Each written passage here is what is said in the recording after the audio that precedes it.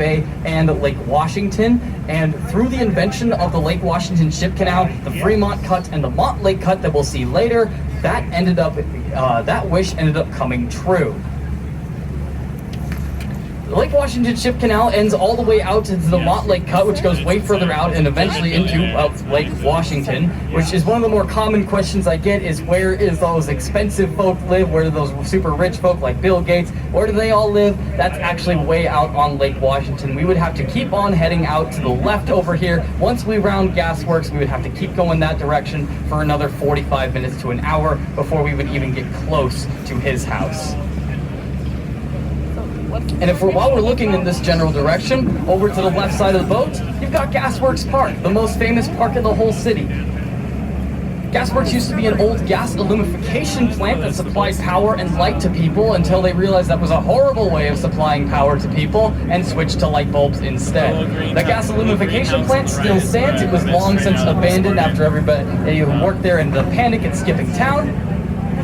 And now it suddenly becomes one of the more iconic parks in the city. And I'm happy to see people enjoying it right now to a degree, because if you were here during the 4th of July, you would not see a single blade of grass throughout that entire park. It was filled to the brim with tens of thousands of people all waiting for the fireworks to start. They bring a barge out with a tugboat tied up to it, bring a barge out to the middle of the lake and set the fireworks off that way. It was a spectacle to behold. To the right side of the boat, you can spot a very expensive-looking super yacht that must only be owned by Darth Vader or someone of similar fashion styles. This one is actually owned by the owner of Supreme. It is the LIVA, not the Olivia, it is the LIVA, and is very recently purchased and built in 2023. So it's an incredibly new super yacht, costing just about $385 million.